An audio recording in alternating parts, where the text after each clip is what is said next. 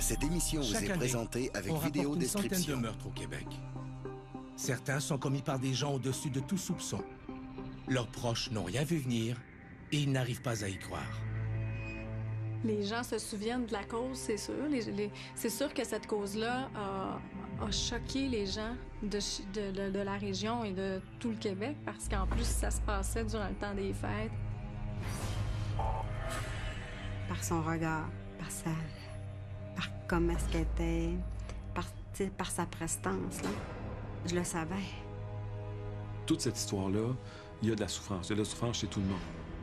Même les enfants, le pas avoir une enfance tout à fait normale. Donc tout le monde est souffrant. Madame Gauthier aussi est souffrante. Ça, c'est sûr.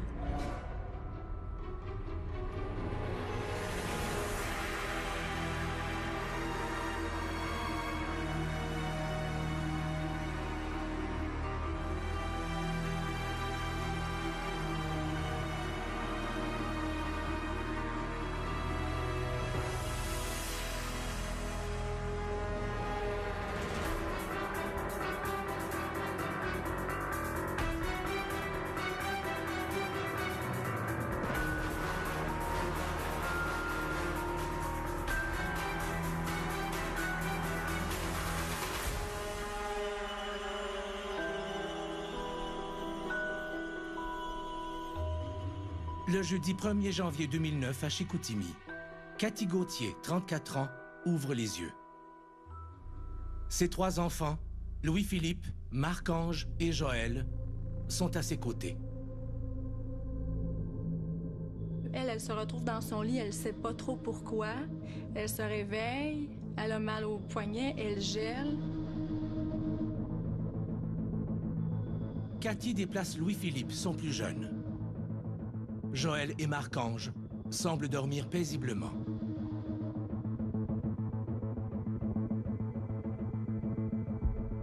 Elle se lève et va se faire couler un bain parce qu'elle dit qu'elle a froid. Elle explique ça en disant « J'avais froid, tout ce qui me préoccupait, c'était de me réchauffer. » Cathy remplit le bain d'une eau très chaude et finit par se rendormir. Puis dans son deuxième réveil, là, elle réalise qu'est-ce qui vient de se passer. Cathy sort de la baignoire. Elle ignore quelle heure il est et combien de temps elle a dormi. Et là, c'est l'appel au 911. Quel est le problème? Dis-moi exactement ce qui s'est passé. J'ai un poignet ouvert. Mais ma main, c'est profond. Cathy semble désorientée.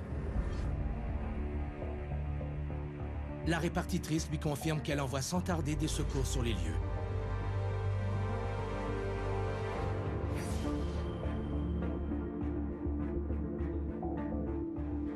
Dès que Cathy voit les gyrophares apparaître, elle s'écroule. Pendant qu'un policier lui porte assistance, sa coéquipière suit les traces de sang jusqu'à la chambre des maîtres. Elle découvre une scène horrible. 3 enfants sont sur le lit, immobiles.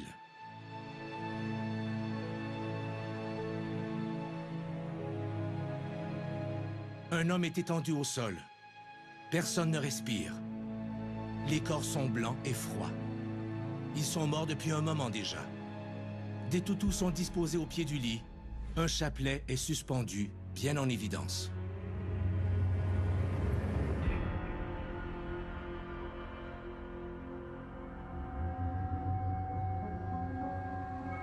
L'année 2009 vient à peine de commencer qu'un drame familial horrible vient bouleverser la vie tranquille de la communauté de Chicoutimi à Saguenay.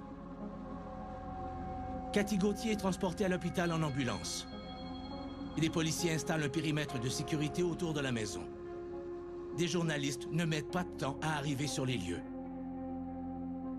En fait, on est le 2 janvier quand moi, mon patron me réveille et me dit il faudrait que tu rentres travailler. Il y a un papa et 3 de ses enfants qui viennent d'être retrouvés morts à Chicoutimi dans une maison. Alors, vite, vite, on s'habille, on arrive sur les lieux, il faisait froid, c'était par un froid sibérien. Les policiers procèdent à l'examen de la scène du drame. Un large couteau de cuisine est retrouvé près de la main de Marc Laliberté, le mari de Cathy, qui semble s'être pratiquement vidé de son sang. Les vêtements des 3 enfants sont tachés de sang. Au centre hospitalier de Chicoutimi, Cathy crie et pleure. On la soigne pour une entaille profonde qui se rend jusqu'à l'os du poignet droit. Le médecin semble certain que Cathy n'a pu s'infliger elle-même une blessure aussi profonde. Un enquêteur se rend au domicile de la meilleure amie de Cathy. Le soir, aux 2, on est en pleine réception à la maison. J'ai environ 12 invités. Puis c'est là que les policiers me demandent « Connaissez-vous Marc Laliberté? » Je fais comme allumer. Fait que, tu sais, la première chose que je leur ai demandé, c'est les enfants. Puis là, ils ont fait signe que non. Fait que là, les genoux me flanchent. Les rumeurs commencent à circuler. Plusieurs pensent que Cathy et ses 3 enfants ont été victimes de leur père, Marc Laliberté. Toute la journée, on a essayé de savoir qui étaient ces gens-là. On allait cogner chez les voisins. C'était une famille très discrète. Les voisins n'étaient pas nécessairement au courant. L'histoire familiale et amoureuse de Cathy Gauthier n'a pas toujours été facile. Moi, Cathy, je l'ai connue à 5 ans. Ouais, on était en maternelle ensemble. Tu sais, Dolbeau, c'est pas grand. Fait qu'en fait, on était vraiment plusieurs années dans la même classe. Cathy, elle est venue au monde le 14 février 1974. Le père biologique de Cathy est décédé, lui, lors de la grossesse de la mère. La mère biologique de Cathy Gauthier a de graves problèmes de santé. Elle donne sa fille en adoption, mais garde son fils aîné avec elle. Elle avait toujours à l'esprit, moi, ma mère, elle me laissait tomber. Moi, ma mère biologique, elle a préféré mon frère. Elle n'est pas capable de s'occuper de moi. Les problèmes de Cathy sont suffisants pour qu'en 1996, à l'âge de 22 ans, Cathy se fasse diagnostiquer personnalité limite. Avant de rencontrer Cathy Gauthier, Marc Laliberté connaît lui aussi son lot de déboires. Marc, lui, c'est un ancien militaire, mais c'était une personne là, qui se pensait le mouton noir de sa famille. Fait que, tu sais, il pensait qu'il n'était pas accepté, il pensait qu'il n'était pas, aimé, là. Marc et Cathy se rencontrent le 19 septembre 2000. Ils habitent la même maison de chambre à Dolbeau-Mistassini, dans la région du Saguenay-Lac-Saint-Jean. La chimie est au rendez-vous. Cathy lui parle de sa petite fille de 4 ans, Joëlle, qui n'habite pas avec elle et qui lui manque. Marc lui confie qu'il a eu 3 enfants d'une union précédente. Marc tombe amoureux fou de Cathy. Ils discutent jusqu'aux petites heures du matin. Quand elle t'aimait, là, il n'y avait rien pour changer ça. Là. Quand là, que tu faisais partie de sa vie et qu'elle voulait vraiment t'avoir, là, ben, il n'y avait rien pour changer ça. Cathy s'installe dans la chambre de Marc. Ils ne se quittent plus. Marc initie des démarches pour que Cathy récupère Joëlle, alors élevée par ses grands-parents paternels. Marc est heureux de s'occuper d'elle et la considère comme sa propre fille. Le couple déménage une première fois à Chibougamau, dans le nord du Québec, là où est née Cathy. Là, elle était bien avec Marc. Fait que, dans le fond, elle a commencé à se faire une petite vie, puis ils ont été ensemble là, 8 ou 9 ans environ. Cathy tombe bientôt enceinte. Elle exprime alors le désir de s'éloigner de sa mère biologique. Le couple décide de déménager à Gaspé, à 1200 km de là. Il n'y avait aucun contact avec les grands-parents maternels, il n'y avait aucun contact avec les grands-parents paternels. La naissance du petit est prévue pour le mois de juillet 2001. Ils savent que ce sera un garçon et choisissent de l'appeler Marc-Ange. Marc, il était vraiment attentionné envers Cathy, puis il emmenait des fleurs une fois par semaine, puis il la flattait vraiment, là, puis il prenait soin de Cathy, puis c'était son centre de son univers à lui, là. Il la traitait comme une reine. Tu sais, là, il fallait qu'elle se maquille, il fallait qu'elle soit belle, il fallait pas trop qu'elle travaille. Tu sais, en fait, là, c'était un beau bibelot. Cathy Gauthier retrouve, c'est sûr, chez Marc Laliberté une certaine stabilité. Les corps de Marc et des 3 enfants sont envoyés au laboratoire de sciences judiciaires de Montréal pour une autopsie complète. l'hypothèse d'un drame familial initié par Marc, auquel Cathy aurait miraculeusement survécu, continue d'alimenter les conversations. Par contre, l'enregistrement de l'appel effectué par Cathy au 911 met les enquêteurs sur une autre piste. C'est clair, net et précis. Quand elle fait l'appel aux ambulanciers, elle décrit, elle est d'abord dans tous ses états. OK. C'est une tentative de suicide, madame? C'était un pacte. Mon mari a tué nos 3 enfants. Une note collée sur la porte de la chambre des maîtres renforce l'hypothèse du pacte. Ne pas nous réanimer. Notre désir est de partir en paix. C'est la Sûreté du Québec qui est venue nous annoncer en point de presse qu'effectivement, il y avait eu un pacte de suicide et que 3 enfants étaient morts de cette histoire-là. Pourtant, durant le même appel effectué au 911, Cathy mentionne également que ses 3 enfants sont morts et que c'est son mari qui les a tués. Est-ce que vous avez vu ce qui s'est passé? Il nous a tous drogués, toute la gang. À l'hôpital, Cathy affirme qu'elle ne se souvient de rien et qu'elle n'a jamais voulu mourir. Que s'est-il réellement passé dans cette maison du Saguenay le soir du 31 décembre 2008? Le 1er janvier 2009, une histoire tragique bouleverse la ville de Saguenay, puis rapidement tout le Québec. Les gens ont du mal à croire qu'un pacte de suicide entre 2 parents soit responsable de la mort de 3 enfants innocents de 12, 7 et 4 ans.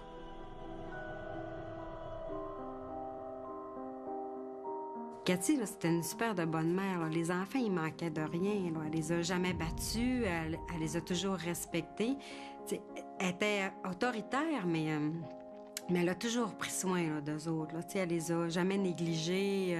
Ils étaient beaux, ils étaient propres, ils sentaient bon, ils étaient polis. Pour elle, là, ça, c'était le paraître, là, c'était super important. Le paraître. Même si Joël n'avait pas le même père que Marc-Ange, elle le considérait comme son frère.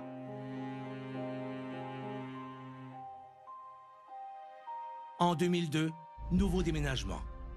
Le couple quitte Gaspé et s'installe à Amos, en Abitibi, pour que Marc se rapproche de sa mère. En juin 2003, Marc fait un AVC. Peu de temps avant Noël, il est victime d'un infarctus.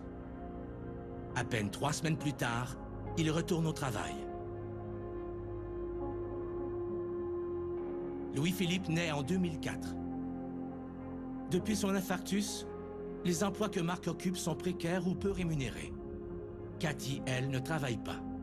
En 2005, Cathy se plaint d'avoir mal partout et dit avoir de la difficulté à se déplacer. Elle obtient un diagnostic de fibromyalgie. En 2008, Marc perd sa mère et plonge dans une profonde dépression. Cathy trouve sa situation difficile. Elle reprend contact avec Cathy Ouellette, son amie d'enfance, qui habite à Saguenay. Au fil des années, les 2 amis s'étaient perdus de vue. Cathy, là, elle était étouffante, elle était entreprenante, elle était trop intense. C'était tout le temps des histoires à plus finir, puis... il y avait tout le temps des problèmes, c'était tout le temps plus que les autres, c'était tout le temps... elle demandait vraiment beaucoup de soins. Cathy, là, c'était pas une personne qui prenait soin d'elle, c'était les autres qui prenaient soin d'elle. Et ce qui est important, c'est les mécanismes de défense qu'ils vont développer quand il y a des stresseurs qui vont être vécus. C'est des gens qui ont une crainte énorme d'être abandonnés, qui ont l'impression que s'ils sont abandonnés, ils vont mourir. Donc, ils vont rechercher des relations avec des gens qui vont vouloir le plus fusionnel possible. Plus on est proche de quelqu'un, dans leur tête à eux, plus c'est rassurant. Et si la relation commence à être ébranlée, ils vont avoir besoin de retrouver une autre relation, au moins aussi satisfaisante pour eux. C'est des gens qui vivent des émotions très fortes. L'année 2008 continue d'amener son lot d'épreuves. Un beau jour, Cathy informe Marc que leur voisin l'aurait agressé sexuellement. Elle supplie Marc de déménager à nouveau. Elle veut aller vivre au Saguenay où habite son amie d'enfance, Cathy Ouellette. Marc hésite, mais Cathy met de la pression. S'il refuse, elle déménagera quand même avec les enfants. Marc abdique. Cathy Gauthier retrouve Cathy Ouellette et espère que tout ira mieux. Cathy et Marc, là, quand ils sont arrivés ici, il n'y en avait pas d'emploi. Marc, lui, il avait un emploi là-bas. Ça allait pas tellement bien, mais... Fait que là, financièrement, Marc était sur l'assurance-emploi.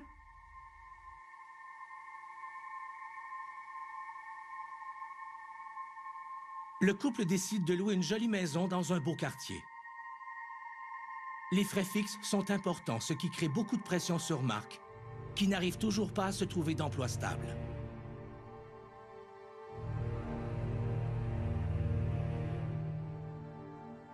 Et ça m'inquiétait parce que la maison était... Tu sais, elle avait une maison avec un logement de 1 250 par mois, pas chauffé, pas éclairé, avec un auto-crédit 3e chance. Tu sais, ils travaillaient pas. Marc Laliberté et Cathy Gauthier étaient un couple qui vivait des difficultés financières importantes. Le 6 octobre 2008, Marc et Cathy se retrouvent devant un passif de près de 85 000 $ contre un actif de 20 300 $. Ils n'ont d'autre choix que de déclarer faillite. Pour Marc, c'est un échec. Et Cathy ne se gêne pas pour le lui reprocher. Quand elle a vu que Marc se dépréciait, ben là, elle a renchéri là-dessus. T'es pas bon, t'es pas capable de faire vivre ta famille, t'es pas capable de prendre soin de nous autres. Tu sais, fait que là, ben là, lui, il s'est encore plus déprécié, il s'est encore plus refermé. Cathy se résout à chercher du travail. Mais là, faut pas se leurrer, là. Cathy, je pense qu'elle a travaillé en tout, là, dans sa vie, là, 6 à 8 mois. Fait que là, ici, dans sa vie, là, fait que là, ici, elle a travaillé 6 semaines, puis en 6 semaines, elle a fait 4 places différentes. Fait que, tu sais, là, les emplois n'étaient pas capables de les garder.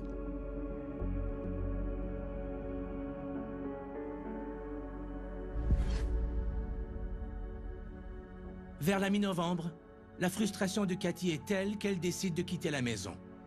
Elle demande à son ami de l'héberger.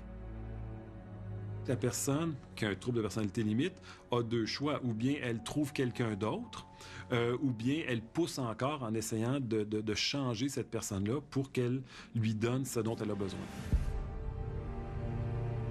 Marc est dévasté. Il lui dit que si elle divorce, elle n'aura pas les enfants. Cathy revient à la maison, mais entre elle et Marc, rien ne va plus. Le couple a beau discuter, ils n'arrivent plus à s'entendre.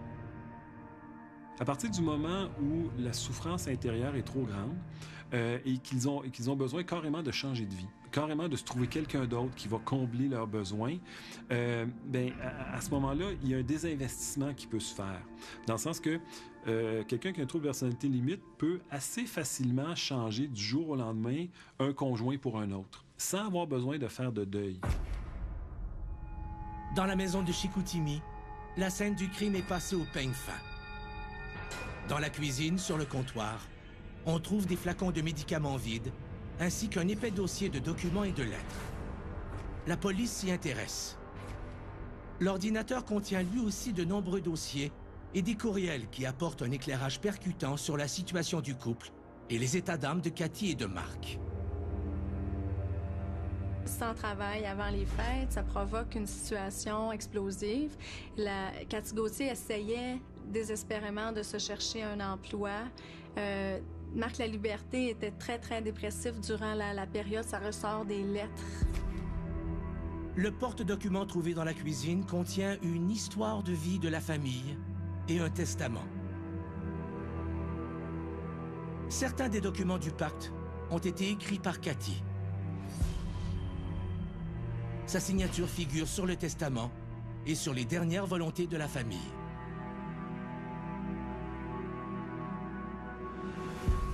Cathy Ouellette se rend à l'hôpital pour visiter son amie. Quand elle évoque l'hypothèse d'un pacte entre elle et Marc, Cathy Gauthier nie avec vigueur.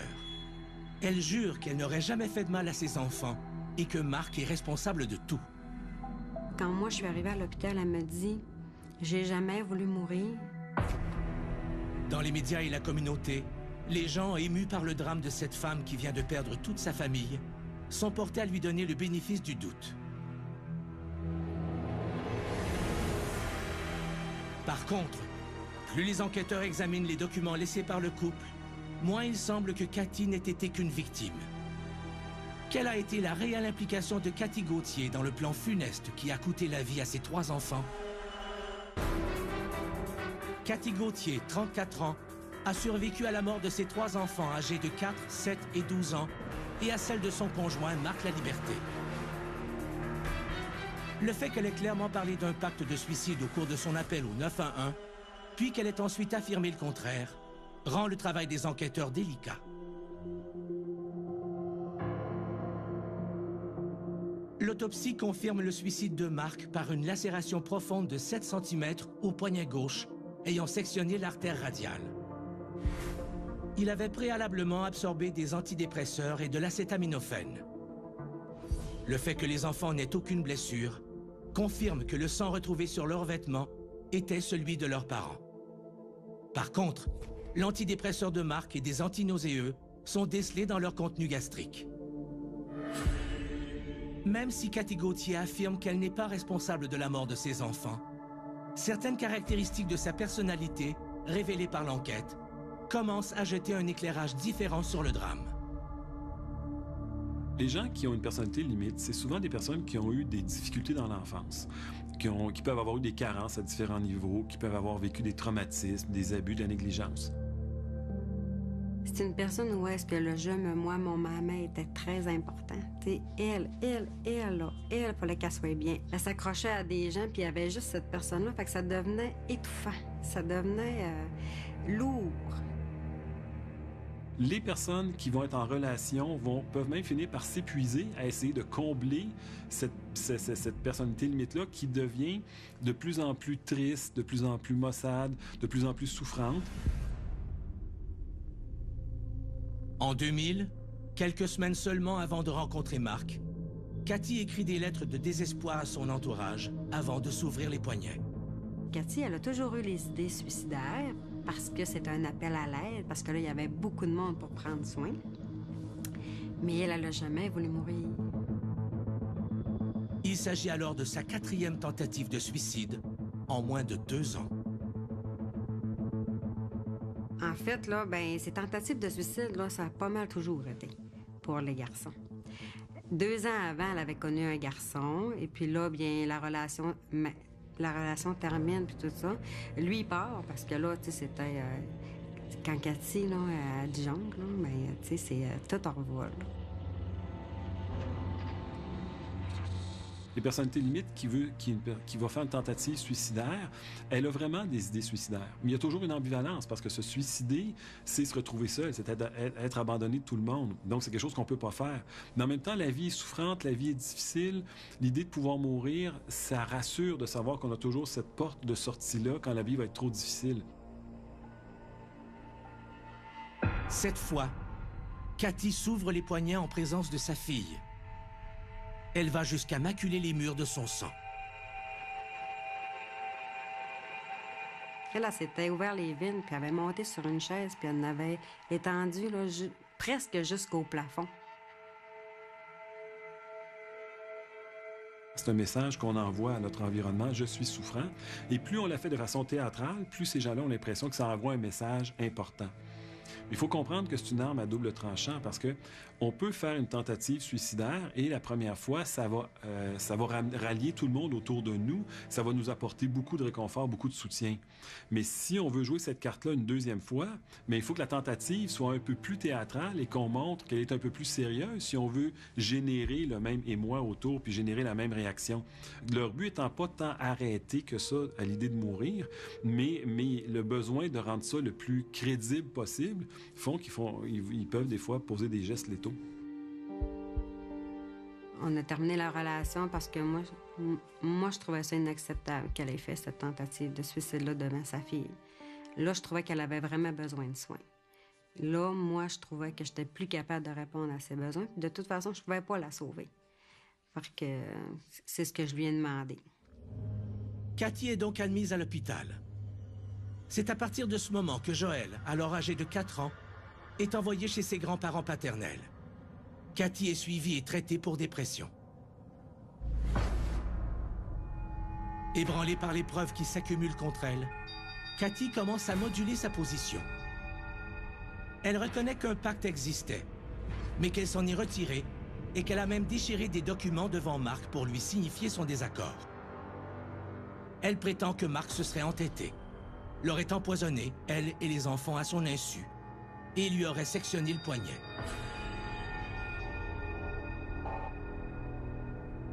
Pourtant, au même moment, les anciennes patronnes de Cathy, sa mère biologique et sa meilleure amie, reçoivent des lettres remplies de reproches et de haine, écrites et signées par Cathy, quelques heures seulement avant le drame. Les lettres disent tout autrement, là. Les lettres disent « Nous sommes partis ensemble pour un monde meilleur et nous avons choisi d'apporter nos enfants parce que nous ne pouvons les laisser. » Tu sais, ça, là, ben... Quand je l'ai vue, là, Cathy, là, ben, j'ai vu que c'était pas la décision à Marc, que c'était la sienne, que c'est elle qui l'avait montée. Le 3 janvier 2009, les policiers passent à l'action. Cathy Gauthier est officiellement arrêtée pour le meurtre prémédité de ses 3 enfants.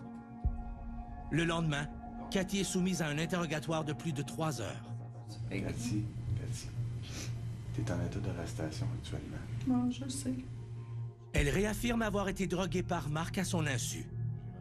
Quand l'enquêteur lui suggère qu'elle aurait pris une part active dans le pacte de suicide, Cathy perd son calme et va même jusqu'à le confronter sans répondre à ses questions. J'imagine que ça va m'en revenir, là. Mais là, aujourd'hui, là, je me rappelle plus, là. Là, je suis rendue à mon maximum, là. Je comprends, Cathy. Là, ça fait de faire 1 heure que je demande de m'en aller dans ma chambre, puis je suis encore assise ici. Fait qu'avant que mon agressivité monte plus, puis que ça joue encore plus contre moi, là, j'aimerais ça retourner dans ma chambre. Même si Cathy maintient qu'elle n'est pas responsable de la mort de ses enfants, les policiers réussissent à proposer une séquence vraisemblable de la manière dont aurait pu se dérouler ce terrible drame.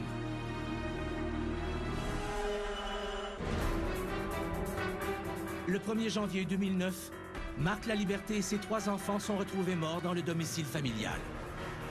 Cathy Gauthier, la mère des enfants, a survécu.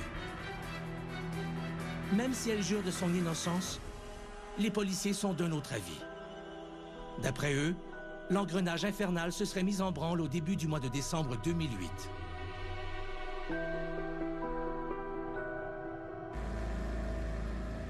Le 6 décembre, le couple reçoit un avis de leur propriétaire.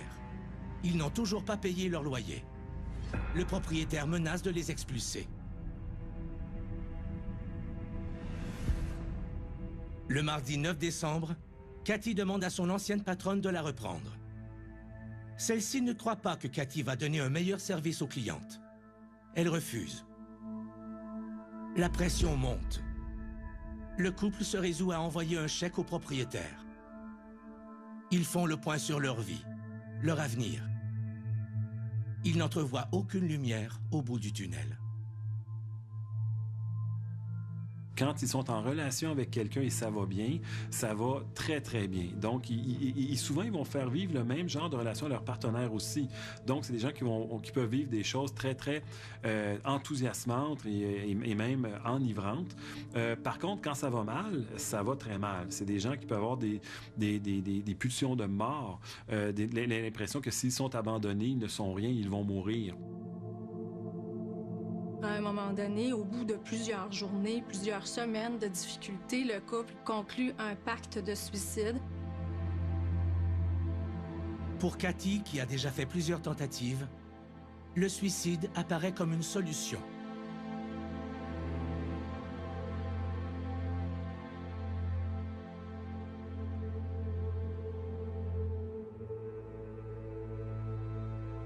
À partir du moment où ça leur passe par l'idée qu'ils peuvent amener leurs enfants avec eux, c'est là que ça devient extrêmement dangereux parce qu'ils vont projeter cette souffrance-là, cette vie de misère-là qui attend leurs enfants, puis ils se disent non seulement je me sauve moi de la souffrance, mais j'évite cette souffrance-là à mes enfants.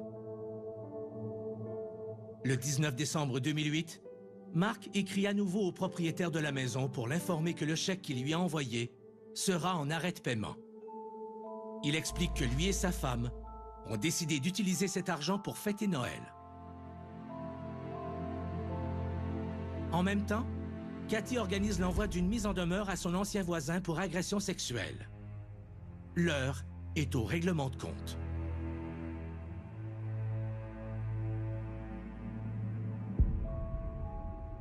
Avec l'argent du loyer, Marc et Cathy décident d'offrir à leurs enfants le plus beau Noël de leur vie.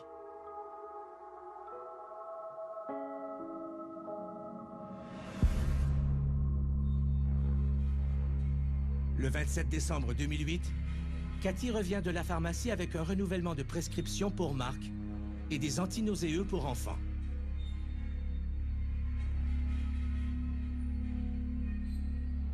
Le lendemain, le 28 décembre, Cathy panique et remet le plan en question.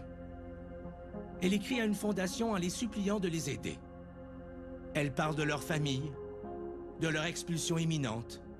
Elle fait la liste de leurs problèmes de santé, mentionne l'agression sexuelle dont elle a été victime. Le courriel est intitulé « Un miracle, s'il vous plaît ».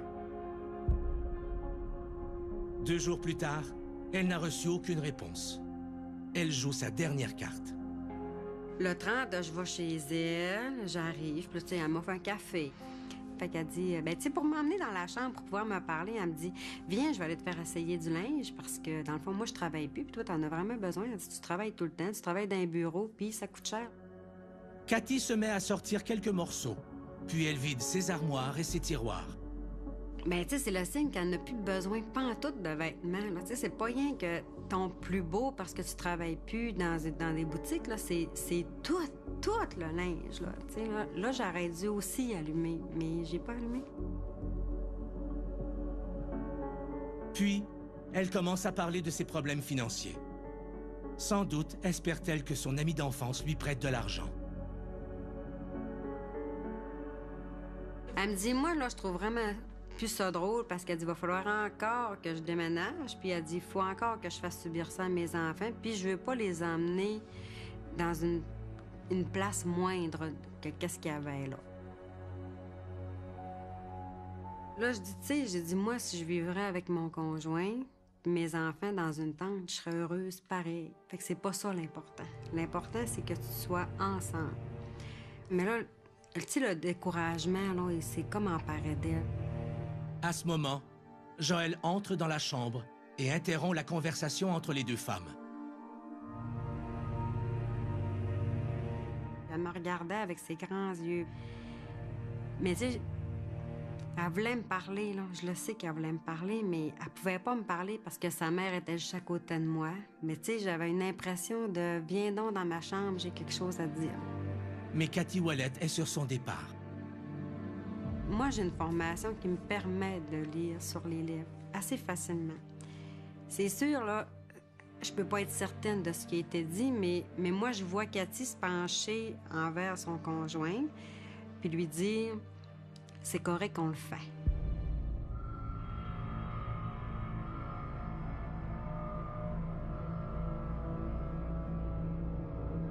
Mais tu sais, on le fait quoi? Moi, j'ai juste vu « C'est correct qu'on le fait ». Moi, je crois que c'est à ce moment-là que la décision a été prise. Le 31 décembre, en après-midi, Marc et Cathy écrivent leur dernière volonté. Cathy précise que ses enfants ne souffriront pas et qu'ils vont partir. Elle écrit à sa mère biologique qu'elle est grosse et qu'elle est la paresse incarnée. Elle accuse sa meilleure amie, Cathy Ouellet, de ne pas lui donner une partie de ses REER pour sauver sa famille. Le ton des lettres oscille entre désespoir et colère. D'autres lettres sont envoyées à ses ex-patronnes. Elle leur souhaite que l'année 2009 soit impitoyable. « Je vous attends en enfer. Vous avez provoqué votre perte », ajoute-t-elle, juste avant sa signature. Après le souper, on se prépare à faire finalement une soirée cinéma avec les enfants.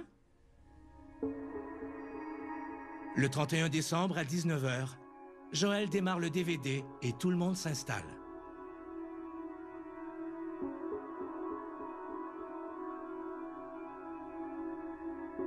Une demi-heure après le début du film, les enfants ont droit à du pop-corn.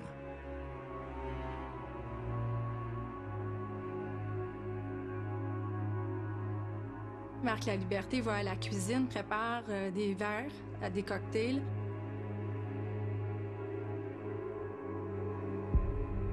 C'est là qu'il dissout ses médicaments et des antinauséeux dans les verres destinés aux enfants.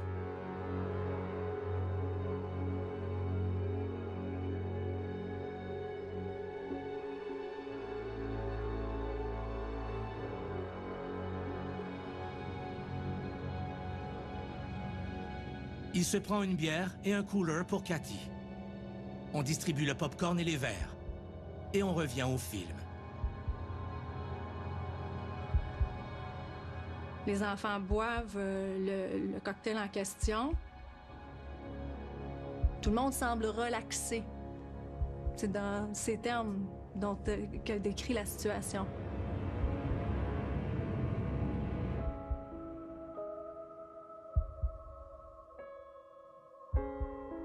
Louis-Philippe s'endort en premier.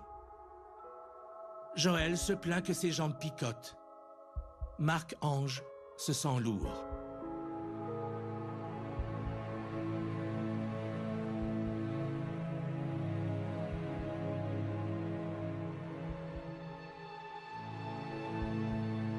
Il transporte les enfants vers leur chambre.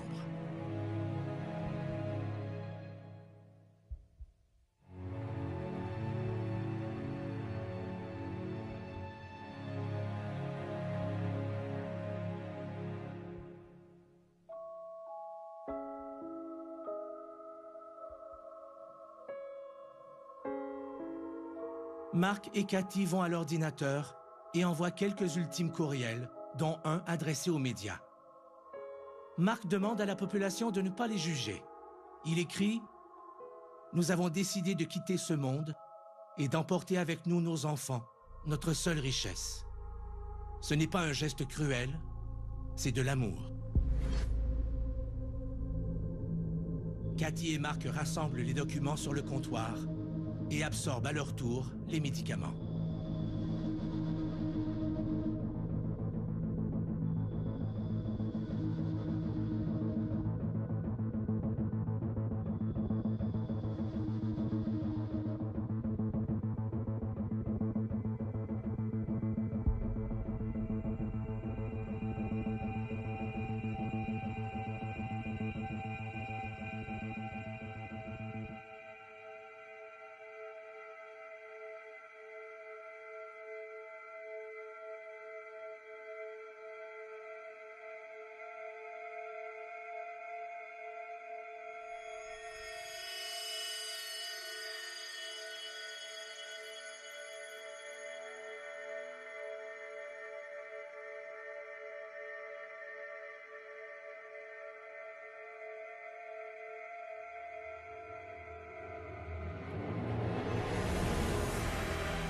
L'ADN de Cathy n'a pas été retrouvé sur le manche du couteau ni sur les verres des enfants. Par contre, c'est bien elle qui a été à la pharmacie. Et sa signature se retrouve sur plusieurs des documents qu'ils ont laissés derrière eux. Sa culpabilité pourra-t-elle être prouvée? Le 10 janvier 2009, les funérailles de Marc, Joël, Marc-Ange et Louis-Philippe Laliberté ont lieu à Saguenay. La communauté est atterrée. Cathy n'assiste pas aux funérailles de ses propres enfants. En attendant son procès, elle séjourne dans un centre pour femmes. Elle tente une nouvelle fois de se suicider. Elle réussit à accumuler sa médication. Et par la suite, on a appris qu'elle avait tenté d'ingurgiter tous ses médicaments et de faire une autre tentative de suicide à l'intérieur de cette maison-là. C'est pourquoi le juge, par la suite, a décidé de la renvoyer en prison pour se protéger contre elle-même. Le 5 octobre 2009, le procès commence. L'émotion dans la salle est palpable. Cathy apparaît au banc des accusés. Quand elle est apparue la première fois aux caméras, elle apparaissait très fragile, toute chétive, blessée. Donc, les gens dans la population, au départ, avaient comme une certaine empathie pour cette femme-là, essayaient de lui trouver une explication à ce qui s'était produit. Son aspect, peut-être, influençait les gens. L'avocat de Cathy prétend qu'elle est restée dans le salon sans savoir que Marc était en train de dissoudre les médicaments dans les breuvages des enfants. Il rappelle qu'elle n'a pas pu s'infliger elle-même sa blessure au poignet. Il demande au jury de ne pas se laisser influencer par son trouble de personnalité. La preuve de la couronne repose sur l'appel au 911, sur le fait qu'elle s'est rendue 4 jours avant le drame à la pharmacie acheter des médicaments et sur le contenu de certaines lettres. Quand elle a témoigné pour la première fois, sa personnalité est apparue comme quelqu'un qui sait très bien manipuler les émotions, qui sait très bien aussi faire paraître qu'elle a vécu des difficultés, qu'elle était une femme, un enfant adopté, qui a déjà fait plusieurs tentatives de suicide et tout ça. Elle s'exprime bien, elle décrit les événements, elle pleure quand c'est le temps. Donc c'est quelqu'un qui apparaît au départ très fragile, mais qui par la suite, on le voit bien que c'est de la manipulation. À un moment donné, quand elle témoigne et qu'elle parle de ses enfants, elle pleure et elle s'effondre par terre. Elle retrouve très rapidement ses moyens. Donc ça c'est sûrement un élément qui a dû influencer les membres du jury. Il y avait un jury, entre autres, qui prenait des notes, je me souviens, qui ne la regardait même plus, là. Au terme d'un procès de 3 semaines, le juge propose 3 verdicts au jury. Meurtre prémédité, meurtre non prémédité ou acquittement. L'homicide involontaire n'est pas retenu. La délibération a duré à peine quelques jours, là, dans un procès aussi important qui parle de triple meurtre prémédité. Le jury avait probablement son idée de fait.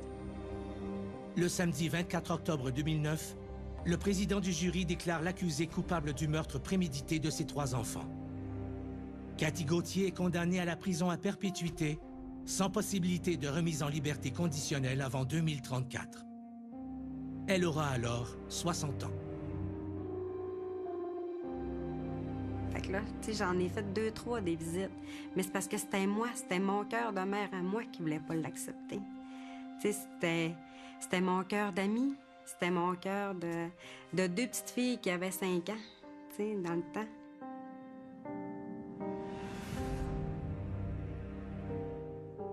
J'ai jamais cru la version qu'elle a dit au procès, que c'était pas elle, que c'était la faute à mère. Je sais que c'est vrai, qu'elle a jamais eu le goût de mourir. Ce qu'elle voulait, c'était se déresponsabiliser. Il n'y en a jamais eu de remords. Il n'y en a jamais eu de remords. Il y a eu un manque de conscience, mais il n'y a jamais eu de remords. Cathy n'en avait pas de remords. Cathy était à vie avec ce qu'elle a fait. Que ça soit bon, que ça soit mauvais. Mes enfants, eux aussi, ont eu beaucoup de difficultés à comprendre. Comme ma fille a dit qu'elle veut plus qu'on lui dise qu'on l'aime parce que Cathy Gauthier disait ça à ses enfants. Fait qu'elle avait peur qu'on fasse la même chose que Cathy Gauthier a fait à ses enfants. Fait que... C'est toujours les autres qui ont pris soin d'elle, que ça n'a jamais été elle. Fait que prendre soin d'elle, prendre soin d'une progéniture de 3 enfants, d'assumer ses responsabilités, d'assumer le côté financier, d'assumer le côté parental, bien ça, c'était trop pour elle. Elle était capable, peut-être, rien que juste pour elle, puis encore là, même pas. La succession des problèmes personnels et financiers de Cathy et de Marc aura coûté la vie à leurs 3 enfants. Cathy, qui en était à sa 5e tentative de suicide, voulait-elle réellement mourir avec eux? L'idée de survivre et de refaire sa vie lui aurait-elle effleuré l'esprit? On ne peut pas faire n'importe quoi et se déresponsabiliser du simple fait qu'on est souffrant. Donc oui, dans cette histoire-là, ça fait pitié. Tout le monde souffre, tout le monde fait pitié, mais il y a une limite qu'il faut mettre à quelque part à l'effet que cette souffrance-là seule ne justifie pas qu'on en cause à d'autres. Si un tel drame se préparait dans votre entourage, sauriez-vous le voir venir? Ils ont la rage, sont déviants et habités par le mal. Enfants tueurs, dans un instant, au Vendredi policier.